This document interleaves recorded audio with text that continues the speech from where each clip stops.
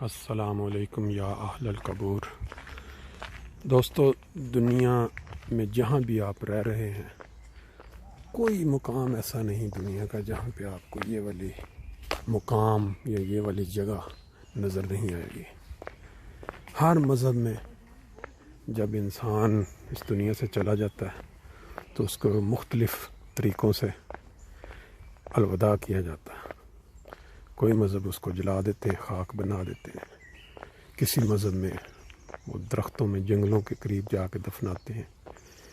لیکن مذہب اسلام ایک ایسا خوبصورت مذہب ہے کہ اللہ تعالیٰ نے جو جانے والے لوگ ہیں ان کے لیے تو کوئی ایسی نشانی نہیں چھوڑی کہ وہ اپنے آپ کو دیکھ سکیں کہ ان کے ساتھ کیا ہوا یا کیا۔ لیکن جو پیچھے رہ جاتے ہیں انسان، جو ان کے لواحقین یا جاننے والے، ان کے لیے ایک باعث عبرت یا ایک سبق سیکھنے کے لیے اللہ تعالیٰ نے یہ نظام بنا دیا کہ ان کی قبریں، یہ مذہب جو کرسچین ہیں ان میں بھی یہی ہے، اسلام میں بھی یہی ہے، یہودیوں میں بھی ہے کہ قبریں بنائی جاتی ہیں تاکہ جو پیچھے لوگ رہ گئے ہیں وہ آئیں دعا کے لیے اور اپنی عاقبت کے لیے بھی دعا کریں۔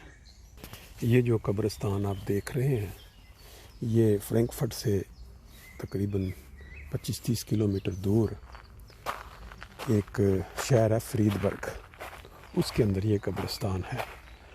اور اس کے اندر آپ یہ جیسے دیکھ رہے ہیں ہر طرح کے لوگ، کرسچن بھی ہیں اور مسلمانوں کا بھی ابھی ہم تدفین کے لیے آئے ہیں۔ ایک ہمارے دوست ہیں جو 42 سالہ جوانی میں جن کی لیکن یہ دیکھنے کا، جو دکھانے کا مقصد، یہ دیکھیں قبروں کو بھی لوگ مختلف طریقے سے بناتے ہیں۔ جتنی کسی کو توفیق ہے وہ اپنے مطابق اس کو خوبصورت انداز میں، یہ آپ کسی فیملی نے یہ والے دیکھیں سنگ مرمر کا تیار کر کے اور باقاعدہ ایک حصہ ریزرو کروا کے اس کے اندر بنایا ہوا ہے۔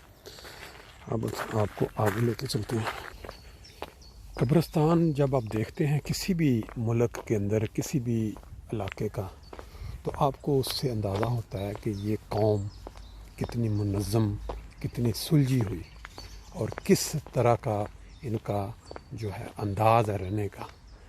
جتنے سٹائل یا جتنے منظم طریقے سے کھلی قبروں کی شکل میں ان کا قبرستان ہوتا ہے، اس سے ان کی ترقی کا اور ان کا جو ملک کا جو کیا کہتے ہیں جس میں وہ رہ رہے ہیں، باقی کا جو سسٹم ہے اس کا بھی آپ اندازہ لگا سکتے ہیں۔ یہ دیکھیں، یہ انہوں نے نام بھی لگائے ہوئے ہیں ادھر باقاعدہ۔ وہ لوگ جن کی غالباً قبریں نہیں بنی ان کا انہوں نے یہ لگا دی ہوئی ہیں تختیاں، باقی سائڈوں پہ یہ ساری قبریں ہیں۔ لیکن یہ سٹائل اس طرح نہیں ہے جیسے بعض پوری لمبی قبر ہوتی ہے، نام لگا دیے ہوئے ہیں، کتبے لگے ہوئے ہیں۔